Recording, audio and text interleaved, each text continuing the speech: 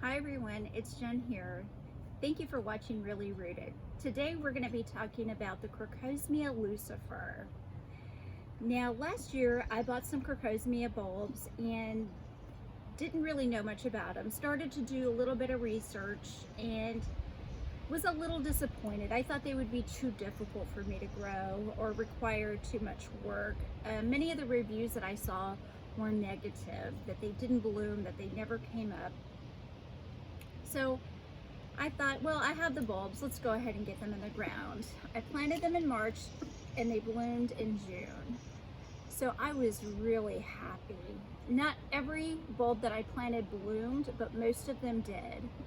Now here in zone 7B it does get warm and they are planted in a full sun spot. We're going to be planting them in this bed behind me. This bed is a little bit difficult because most of it gets quite a bit of shade, but this portion behind me gets full sun most of the day. Now the Crocosmia lucifer has foliage like a gladiola, really pretty large blades of grass, and they bloom with this tropical red flower and they're just stunning. Also, one thing I did notice this year is we had so many hummingbirds, and the only thing that we really did different, no, we had a lot of plants, but the hummingbirds loved the Crocosmia. They just loved it. So it's a great pollinator for your garden too. And the fact that it looks tropical was a plus for me. Here in this bed behind me, we have, last year we had mostly ivy. We've pulled that out. I have large elephant ear bulbs planted, and I'm going to be planting some caladiums in there. And then on the back side of it, on this side, I do have quite a few hostas, and I do have some dahlias over here on this side. So what I want to do today is fill in the gaps of where last year I planted the majority of them, and then this year I planted another 60, but I wasn't quite sure where my bulbs were. They hadn't sprouted yet for this year. So I have some gaps. So I'm going to go ahead and get these planted. Again, the Crocosmia lucifer is hardy from zones 9 all the way down to zone 5. So a great tropical plant that will come back year after year. The colder the climate, the more sun they probably need for them to bloom the first year. North Carolina has clay soil. I didn't amend the soil. I didn't do anything like that. But again, it worked last year, and because it worked, I'm not going to change anything that I did from last year. I'm just going to stick them in the ground and let them do their thing. All right, let's get started.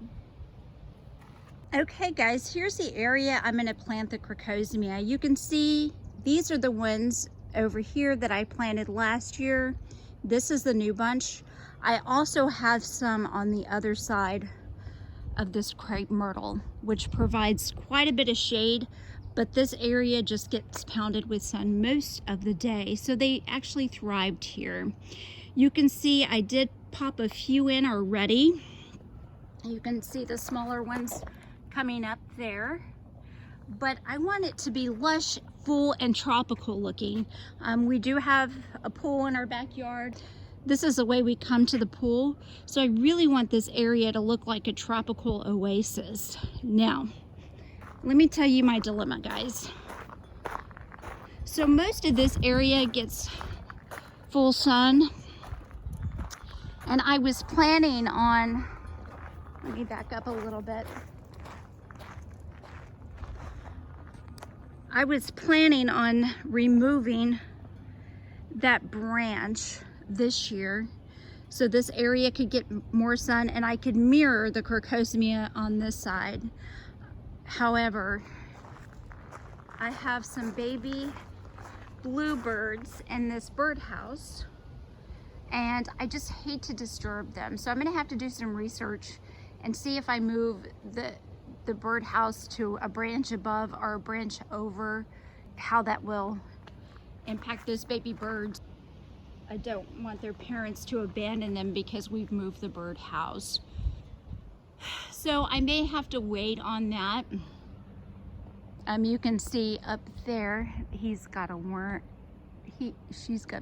for them. I wish I could get closer. She doesn't like, oh, that's so cool. So they're not bulbs, they're actually corms, and we'll plant them this side down, the root side down.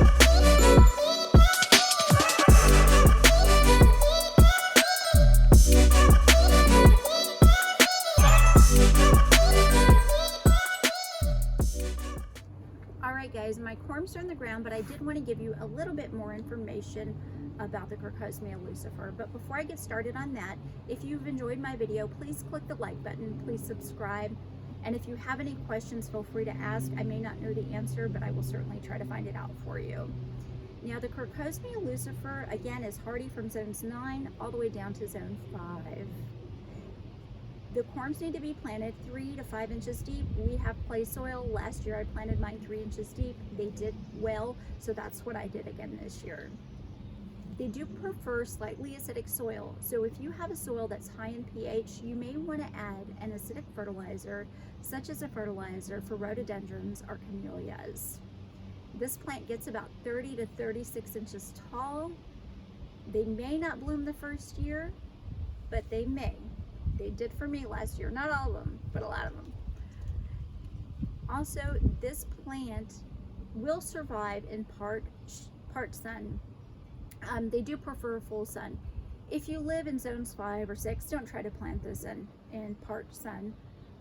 Plant them in full sun. But if you live in a zone 9 or a zone 8, they can probably tolerate some afternoon shade. Thank you guys so much for watching. Thank you for your support, and I'll see you next time. Bye.